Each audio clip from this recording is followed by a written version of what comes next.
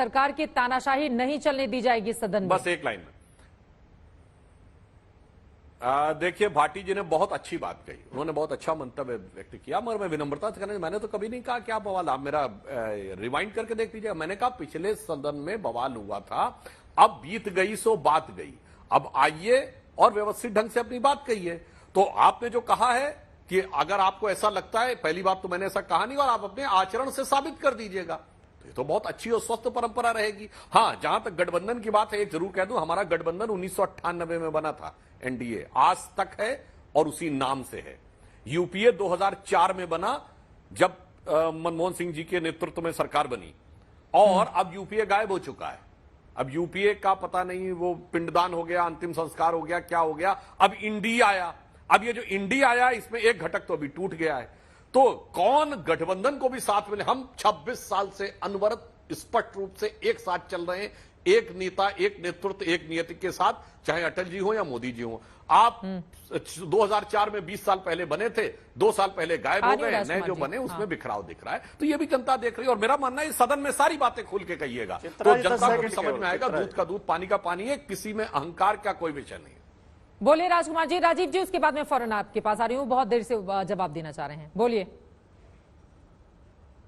नहीं, आपको भी तो सुधांशु जी इतना धैर्य दिखाना चाहिए कि आपको सदन की प्रतीक्षा करनी चाहिए थी। आप पहले से पहले आप कह रहे हैं यूपीए बिखर गया, इंडी बिखर गया। आप ये जो इस तरह का अवमाननापूर्ण बर्ताव है नहीं विपक्ष के लिए, बिखरी तो आपका संगठन भी है। आपकी अकाली दल है क्या आपके संगठन में? क्या इंडियन लोकदल है क्या हरियाणा वाला? क्या वो शिवसेना है उद्धव वाली? क्या वो पीडीपी है जम्मू कश्मीर वाली? और ये अपने नीतीश जी कई बार अदला बदली कर चुके। ये तो लोकतंत्र की सतत प्रक्रिया है, चलती रहती है। आपको कम से कम अभी तो पहला सदन शुरू ही नहीं हुआ, उससे पहले इस तरह आरोप लगाना विपक्ष पे मुझे अच्छा नहीं लग रहा बिल्कुल भी। आपको बड़प्पन का परिचय देना चाहिए, आपकी सरकार बनी है, आपको बड़ा दिल दिखाना चाहिए, और आपको अपनी भाषा मर्यादित रखनी चाहिए। हाँ, बोलिए एक लाइन में सुधांशु जी। एक लाइन, बस एक लाइन। मैं सिर्फ भाटी जी, मैंने ये नहीं कहा कौन गठबंधन पहले रहा, मैंने कहा यूपीए का नाम अब 3 साल से नहीं सुनाई पड़ता। दूसरा, मैंने सिर्फ वो याद दिलाया कि 4 जून को जो लोग साथ में थे, 21 जून को साथ में नहीं है। बस मैंने वो कहा कि इसलिए बिखर गया बोला। हमारा एक बताइए जो 4 जून को हमारे साथ था और 21 जून को नहीं है। बस इतना ही मेरा कहना था। ठीक है, थोड़ा आगे बढ़ते हुए राजीव रंजन जी, अब आपके पास आते हुए, चूंकि सत्ता पक्ष की भी निगाहें सबसे ज्यादा अगर किसी एक पार्टी पर है तो वो जेडीयू है, और दूसरी तरफ विपक्ष की निगाहें भी अगर किसी के ऊपर है तो वो नीतीश कुमार पे है, और राजकुमार भाटी जी ने भी अदला बदली का बार बार जिक्र किया है। लेकिन इस बार किस तरह से आप भरोसा देंगे कि बेहद मजबूती के साथ तमाम जो बड़े बड़े निर्णय होंगे वो एनडीए की सरकार आसानी से ले लेगी? क्योंकि उन्होंने भी यूसीसी के मामले पर जिक्र किया कि केसी त्यागी ने पहले किस तरह से बीजेपी को आंखें दिखा दी हैं यूसीसी के मामले में। देखिए, सबसे पहली बात तो ये है चित्रा जी कि ये संसद का सत्र निसंदेह बेहद महत्वपूर्ण है। पहले दिन शपथ ग्रहण, उसके बाद महामहिम राष्ट्रपति जी के अभिभाषण से केंद्र सरकार के रोडमैप का एहसास पूरे देश को हो जाएगा। जो कुछ भी हमने कहा है उसको किस तरह हम पूरा करेंगे, उस रोडमैप से उसके सब्जेक्ट में ले लेंगे। और उसके बाद बजट, निसंदेह स्थिरता, स्थायित्व और विकास का जो रिश्ता है, लगातार निरंतरता के साथ देश के वित्त मंत्री 7वीं बार बजट पेश करने जा रहे हैं। और ये चुनौतीपूर्ण इसलिए है कि संसाधनों के असमान वितरण से जो देश के कई विकसित और पिछड़े राज्यों के बीच का फासला बढ़ा है, कहीं रेल मार्ग कम है, कहीं जो केंद्र प्रायोजित योजनाओं का सवाल है, बहुत सारे ऐसे सवाल हैं जिस पर लोगों के मन में बेचैनी है। लोग इसका तार्किक समाधान चाहते हैं। निसंदेह उन भावनाओं का प्रतिनिधित्व हम लोग भी करते हैं, और हमें विश्वास है न्यायपूर्ण समाधान इन विषयों पर महामहिम राष्ट्रपति जी के अभिभाषण से दिखने की उम्मीद है। और बजट में भी कुछ ऐसे ऐलान जरूर हम उसकी अपेक्षा करेंगे जिससे जिन मुद्दों की चर्चा मैंने की उसको दोहराऊंगा नहीं, उसमें कुछ सकारात्मक फैसले दिखे। पहली, जहां तक नीतीश कुमार जी का सवाल है, उस पर मैं बार बार दोहराना नहीं चाहूंगा। नीतीश कुमार जी ने स्वयं प्रधानमंत्री जी के कार्यक्रमों में पार्टी का स्टैंड रख दिया है, पार्टी के वो राष्ट्रीय अध्यक्ष भी हैं, तो फिर उसके बाद वो एक आधिकारिक। अब एक बात बेहद अहम है कि इसको सत्ता पक्ष को भी समझना होगा और विपक्ष को भी समझना होगा कि ये जनादेश दोनों के लिए एक संदेश लेकर है। एक मजबूत सरकार है और दूसरी तरफ सशक्त विपक्ष, और इसके लिए सही आपने कहा कि जिम्मेदारियां विपक्ष की भी बढ़ी है। और वैसी स्थिति में सुधांशु जी, आपके ही पार्टनर हम बोल रहे हैं, अभी धैर्य से 30 सेकंड हमको सुन लीजिए, फिर आप बोलिएगा। बोलिए बोलिए। तो देखिए, सबसे पहली बात तो यह है कि जो कुछ पहले हुए, और अभी मैं काफी सकारात्मक तरीके से राजकुमार भाटी जी को भी, मैं उनकी बातों को देखता हूं। प्रियंका जी ने थोड़ी तलखी जरूर रखी है, लेकिन ये विमर्श से कई बड़े जो मसले हैं वो सुलझेंगे, और ऐसे में ट्रेजरी बेंच और अपोजिशन दोनों की जवाबदेही हो कि संसद के महत्वपूर्ण जो भी बिल जो संसद में आने वाले हैं उसमें हम एक दूसरे को पक्ष में विश्वास में लेकर के आगे का रास्ता तय करेंगे। तो टकराव को ज्यादा से ज्यादा टालने की आवश्यकता है, इसलिए कि इन सत्रों का संचालन जनता की गाढ़ी कमाई से होता है। बिल्कुल। और करोड़ों रुपए की धनराशि इस पर खर्च होती है। इस जिम्मेदारी को निसंदेह विपक्ष को भी समझना होगा और हमें भी समझना होगा। और मैं समझता हूं ये सत्र कहीं न कहीं देश के भविष्य का जो एक उसकी बुनियाद रखने का काम है वो जरूर करेगा। अब महत्वपूर्ण होगा ये देखना कि क्या वास्तव में भविष्य की बुनियाद रखने का ये सत्र एक संवाहक बनेगा, या फिर अक्सर हमने देखा है बहुत सारे मुद्दों पर टकराव की स्थिति सत्ता पक्ष और विपक्ष के भीतर हो जाती है। और सबसे बड़ा मुद्दा, सुधांशु जी आप अपनी बात को भी आगे बढ़ाइए, आप कुछ बोलना चाह रहे हैं। देखिए, स्पीकर का पद तो सत्ता पक्ष को मिल जाएगा, लेकिन डिप्टी स्पीकर को लेकर विपक्षी दल हार मानने को तैयार नहीं है। वो चाहते हैं कि खुद सरकार ये निर्णय ले और डिप्टी स्पीकर विपक्ष के किसी सांसद को बनाया जाए। क्या बोलेंगे इस पर सुधांशु जी?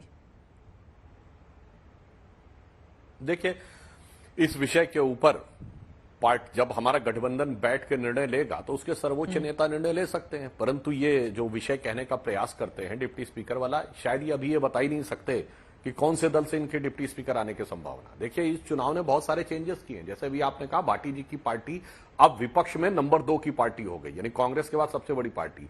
पिछले लोकसभा में क्या था, तृणमूल कांग्रेस सबसे बड़ी पार्टी थी दूसरे नंबर पे। अभी भी राज्यसभा में तृणमूल कांग्रेस के बाद सबसे बड़ी पार्टी है। अब एक और परिवर्तन देखिए जो समझ में नहीं आ रहा। प्रियंका जी बैठी, गौर से समझिए। महाराष्ट्र में विधानसभा चुनाव में कांग्रेस चौथे नंबर की पार्टी थी। भाजपा, शिवसेना, एनसीपी और कांग्रेस, आज क्या हुई, कांग्रेस नंबर 1 की पार्टी हो गई। कांग्रेस बढ़ी किसकी कीमत पे? शिवसेना और एनसीपी की कीमत पे। आज सबसे ज्यादा सीटें उनकी हैं। बाइपोलर पॉलिटिक्स होती जा रही महाराष्ट्र में। आइए तेलंगाना में टीआरएस खत्म हो गई, टीआरएस की कीमत पे कांग्रेस बढ़ी और 8-8 सीटें कांग्रेस भाजपा के बाइपोलर हो गई। आइए कर्नाटका में जेडीएस को, उन्होंने जेडीएस के वोट की कीमत पे आगे बढ़े और अब बीजेपी बनाम कांग्रेस हो गया। और यही खतरा अब उत्तर प्रदेश में होगा, क्योंकि इनके वोट बैंक वर्ड नहीं कह रहा हूं, जो कोर वोटर है हमारा और जदयू का कोर वोटर एक दूसरे का पूरक है। इसलिए हम 29 साल में 26 साल साथ रहे। इनका कोर वोटर एक दूसरे का प्रतिस्पर्धी है। इसलिए कांग्रेस का राइज हमारे लिए चिंता का विषय नहीं है। यह देश की पॉलिटिक्स को बाइपोलर की तरफ ले जा रहा है। यह क्षेत्रीय दलों के लिए चिंता का विषय है। इसीलिए देखिए, हम तमिलनाडु में भी राइज किए, 11.5% वोट के साथ आए।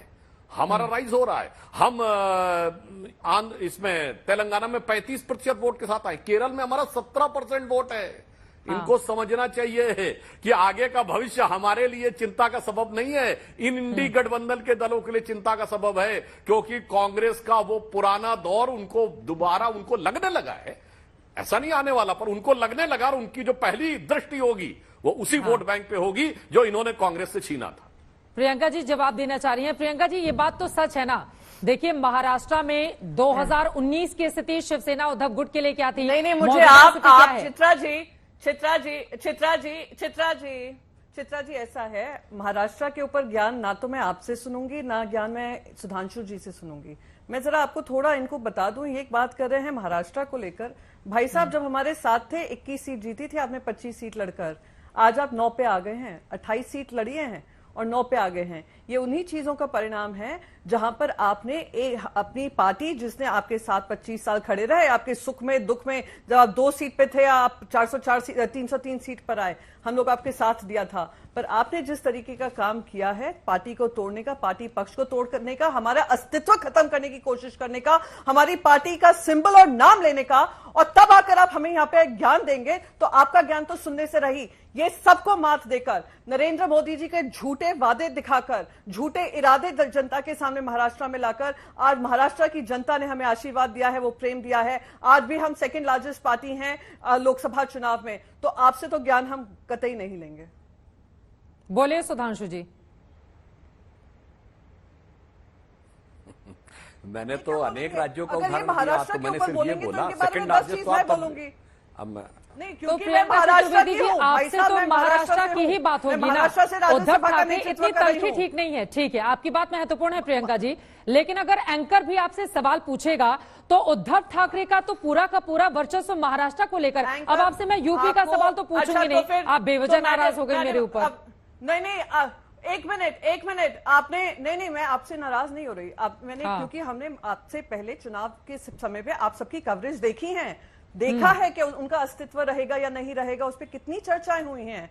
हमने ये भी देखा है किस तरीके से टेलीविजन चैनल्स ने जस्टिफाई किया कि कैसे इलेक्शन कमीशन पार्टी सिंबल और पार्टी नाम उन दूसरे को दे देती है। चोर जो चोरी करता है, चोरी का सामान भी ले जाता है, उसको समर्थन देने का काम जो मीडिया ने भली भांति निभाया है 2024 के चुनाव में, हम सब उससे परिचित हैं। इसलिए मैंने कहा कि महाराष्ट्र को लेकर सवाल आप अगर मुझसे पूछ रही हैं तो ये सवाल लाजमी पड़ता ही नहीं है, और इसका सवाल मैं जवाब तो जरूर दूंगी पर ज्ञान मैं इनसे नहीं सुनूंगी, ये मैंने कहा था।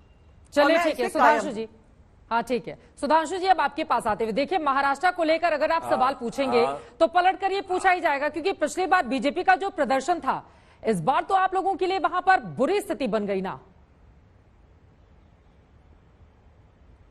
बताता हूं, हमारे और इनके गठबंधन में 0.3% का अंतर है, और ज्ञान नहीं सुनना तो समझिए 9 सीटें आपकी, 7 सीटें हमारी शिवसेना की, कौन सा बड़ा। और मैंने सिर्फ इतना कहा, कांग्रेस सबसे बड़ी पार्टी हो गई, तब कांग्रेस चौथे नंबर की पार्टी थी, आप नंबर 2 की पार्टी तब भी थे, नंबर 1 हम थे, नंबर 2 आप थे, आज चौथे नंबर पार्टी बड़ी हो गई, सोच लीजिए, जबकि आप 23 सीटें लड़े थे। और मैं दावे के साथ कहता हूं 50% सीटें शिवसेना उद्धव गुट को नहीं मिलेंगी, अब कांग्रेस नहीं देने वाली है। इसलिए मैं ज्ञान की बात नहीं कर रहा हूं, गंभीरता से समझिए ये चुनौती। इसीलिए मैंने तेलंगाना बताया, कर्नाटक बताया, तमिलनाडु बताया, केरल बताया, उत्तर प्रदेश बताया। आप गौर से समझिए, और आप नहीं समझना चाहते हैं तो कोई बात नहीं, मुगालते में रहिए। और जहां तक है चोरी करने की बात, तो श्रद्धेय बाला साहब ठाकरे जी की विरासत के साथ जो आप लोगों ने किया है, आज आप जिन लोगों के साथ जाके खड़े हुए हैं, अरे मुंबई के जिन इलाकों में बाला साहब ठाकरे जी के नाम से दहशत फैल जाया करती थी, उन इलाकों में जाके वोट मांगे गए हैं, और वोटिंग का पैटर्न देख लीजिए तो समझ में आ जाएगा कि कौन आदरणीय बाला साहब ठाकरे जी की असली विरासत के साथ खड़ा है, और कौन अब उधार की विरासत के साथ जाके चला गया है, जिसने अपनी विरासत आउटसोर्स कर दी है उस पार्टी को जिसके विरुद्ध लड़ने का संकल्प लेकर वो खड़े। अच्छा है, मैं बोलिए प्रियंका जी। हाँ, मैं तो उम्मीद करती हूं सुधांशु जी, सुधांशु जी, आप ये वक्तव्य रोज आकर टेलीविजन चैनल पे महाराष्ट्र को लेकर करेंगे, क्योंकि महाराष्ट्र की जनता आप लोगों को देख रही है, आपका अहंकार समझ रही है। वो कह रही है महायुति को तो देख नहीं रहे हैं, महाझूठी अलायंस में जो आए दिन जूते चप्पल चल रहे हैं उसके बारे में तो बात नहीं कर रहे हैं। आप ज्ञान कांग्रेस और शिवसेना की अलायंस की बात कर रहे हैं। आप कह रहे हैं बाला साहेब ठाकरे जी के अस्तित्व की बात करते हैं। बाला साहेब ठाकरे जी का आशीर्वाद है कि आपने हमसे सब कुछ छीनने का काम किया, फिर भी जनता ने बाला साहेब ठाकरे जी के सुपुत्र को ये विश्वास जताया कि हम जनता तुम्हारे साथ है। तो किसके साथ आशीर्वाद है, किसके साथ नहीं है, आप ये तय करने वाले नहीं है, महाराष्ट्र की जनता तय करने वाली है। सब कुछ सहेंगे पर गद्दारी नहीं सहेंगे। और जो नरेंद्र मोदी जो ब्रांड है ना, नरेंद्र मोदी जी जो ब्रांड आप लोग कहते हैं, वो ब्रांड को भी चकनाचूर महाराष्ट्र ने ही किया है। तो थोड़ा अभी संभल जाएं, इस अहंकारी सोच से थोड़ा निकलें, तभी महाराष्ट्र से आप जुड़ पाएंगे, वरना महाराष्ट्र आपको अलविदा कहने को तैयार है। अभी कुछ ही, अब ये तो मैं बार बार कह रही हूं, ये तो अभी ट्रेलर हुआ है, पिक्चर अभी बम्पर पिक्चर जो बम्पर बॉक्स ऑफिस हिट होगी महाविकास आघाड़ी की, वो अभी बाकी है। तो हमारी सीट की टेंशन आप मत लें, आप अपनी लड़ाई लड़ें, अस्तित्व की लड़ाई लड़ें। में नजदीक है सुधांशु जी।